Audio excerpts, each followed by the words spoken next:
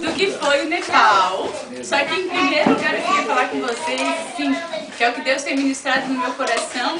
Desde dezembro, o Senhor se ministra comigo em Isaías, quando ele fala que desde a antiguidade ainda não se viu nem se ouviu um Deus que trabalha em favor daqueles que esperam nele, né? E assim, essa foi a palavra rema da minha vida, porque eu esperei muito para chegar no Nepal.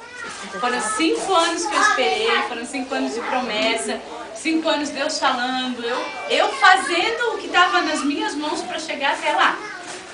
E glória a Deus, o Senhor me levou. E quando eu cheguei, quando eu pisei no Nepal, até ontem a Edilene perguntou para mim, qual foi a tua sensação quando tu pisou naquela terra? A minha sensação era, Deus, obrigado porque eu estou em casa. Era essa a sensação que eu tive quando eu pisei lá. Eu disse, Deus, obrigada porque eu estou na minha casa. Na minha terra, na terra que o Senhor me prometeu, na terra que o Senhor deu como herança. Porque a nossa maior riqueza na terra são as nações. Independente da gente ir ou não, a gente tem que conquistar uma nação. E uma nação é um povo. Né? Hoje a gente fala assim, aqui nós somos uma nação, nós somos um povo. Aqui a gente recebe algo vindo de Deus. E eu lá foi a nação que Deus falou comigo e Deus me prometeu. E eu esperei o tempo de Deus. E o que eu posso assim, resumir e falar do Nepal, que Deus me surpreendeu desde a estadia na casa, desde as meninas, do trabalho com as meninas, eu fui surpreendida. Porque a gente ouve muito falar da miséria, da prostituição do Nepal.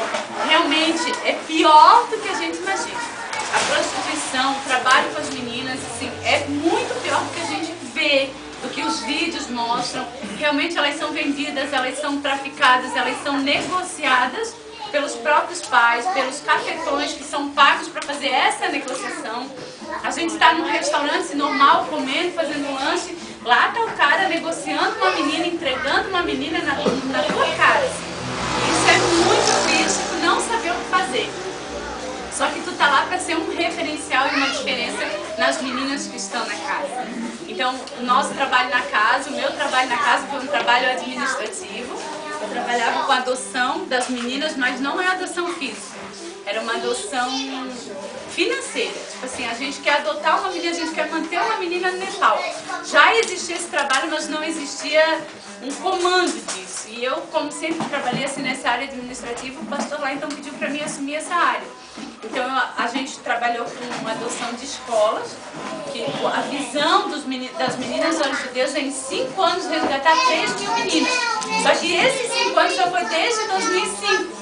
Então chegou o momento do resgate dessas meninas. Só que a gente não tem como colocar todas elas dentro de uma casa. 3.000 meninas, o Nepal não te dá essa estrutura, não tem pessoas para trabalhar. Hoje o governo não permite mais o estrangeiro morar dentro da casa com as meninas, então a gente não podia morar dentro da casa, mas a gente trabalhava com elas. Então um dos alvos que Deus deu foi a escola Chip, que é Bolsa Escola nas vilas. Todas as meninas que vêm, elas são de vilas, são das montanhas, elas não são ali da capital. A capital é onde elas já passaram por tudo, assim. Mas elas são trabalhadas, assim, o tráfico nelas é lá nas vilas, nas montanhas. Eu tive a oportunidade de ir numa montanha, é terrível, é outra realidade. Eu lembro que eu estava calor, assim, eu queria uma água gelada, eu queria um refrigerante gelado. Não existe geladeira em nenhum lugar daquela vila, porque as pessoas não têm condições de comprar. Então, assim, a gente ouve muito missionário falar, porque eu passei fome, passei sede. Você não passa isso porque você não tem dinheiro para comprar, mas é porque a realidade do local não te dá isso. Tu não tem, eu não tomava água gelada, não é porque eu não tinha dinheiro para comprar uma água gelada, mas é porque no local não existia água gelada. E a gente vai nas escolas e dá bolsa escola para o pai não vender essa menina. E hoje a gente tem 500 crianças já adotadas nessa bolsa. E agora, janeiro desse ano, o pastor José, que é da MCM, liberou a verba para 3.000 meninas serem resgatadas. Então agora, nesse mês, agora eu saí, mas continuou o trabalho. E eu dei um rumo para isso continuar. Então agora tem cadastro dessas meninas. A gente tem um contato, tipo assim, vocês dizem, Débora, o que eu faço para adotar uma menina?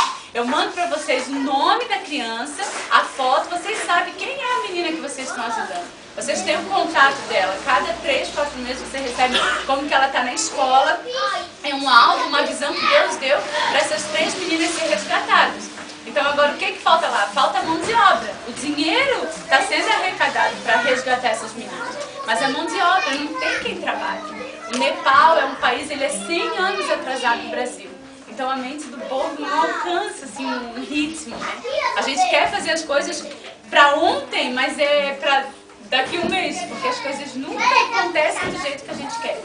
Então isso faz a gente cansar um pouco. Tinha dias assim que eu senti um cansaço que eu não sabia de onde, mas é do peso, assim, né? Daquela guerra espiritual que tu precisa fazer a coisa, mas não tem como ser feito.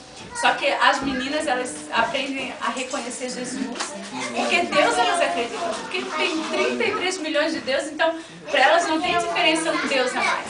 Agora elas reconhecem quem é Jesus Cristo, que Jesus Cristo fez por elas. Então elas são adoradoras mesmo. Todas elas adoram a Deus. Você vê, Deus usa elas na dança, Deus usa elas no louvor. Elas têm uma banda de louvor maravilhosa, maravilhosa. E a unção de Deus invade.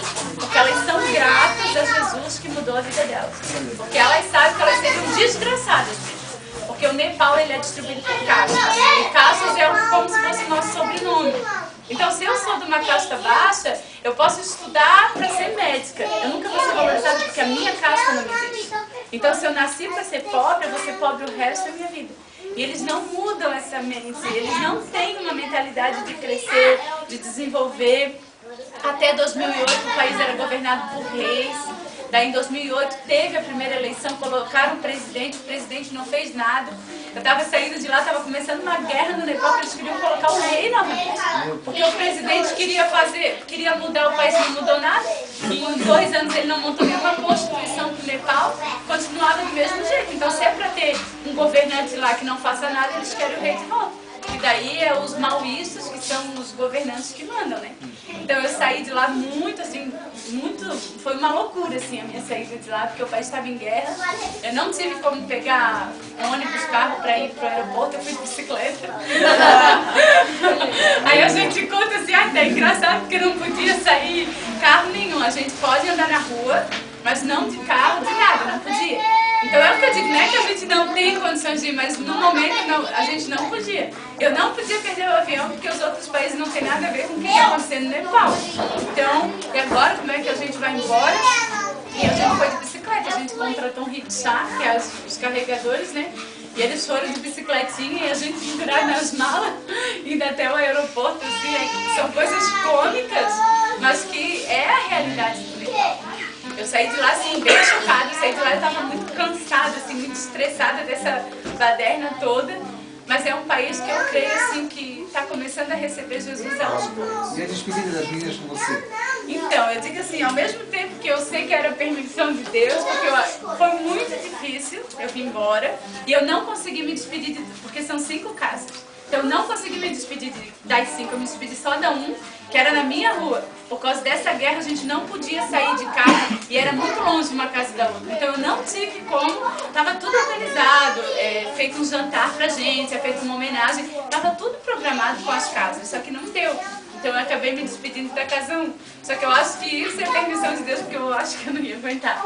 Não ia aguentar, assim, despedir de todas elas, porque é difícil. A saudade, assim, das meninas, porque a gente lá no Nepal, a gente tem que ser uma família. Porque se a gente não for uma família, a gente não aguenta a pressão. Então os brasileiros, os pastores brasileiros que estão lá, assim, eles tratam a gente como filha e a gente se doa o nosso máximo para poder ser uma família.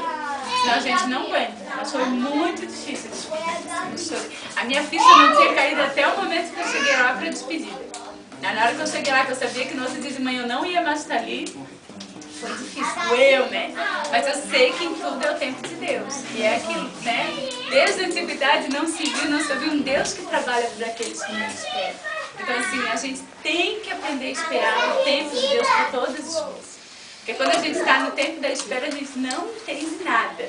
A gente murmura, a gente acha que Deus não está com a gente. O Zanilton e a Edilene me acompanharam muitas crises. Eu agora não vou mais para o Nepal, porque eu não faço nenhuma coisa nem outra.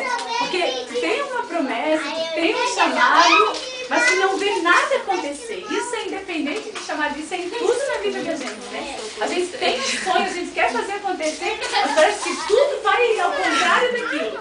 Só que se a gente tem a palavra de Deus, vai se cumprir. Porque não se vê desde lá dos anos antigos, desde a antiguidade. criatividade, um Deus que trabalha. Então, o trabalho de Deus é o tempo de Deus.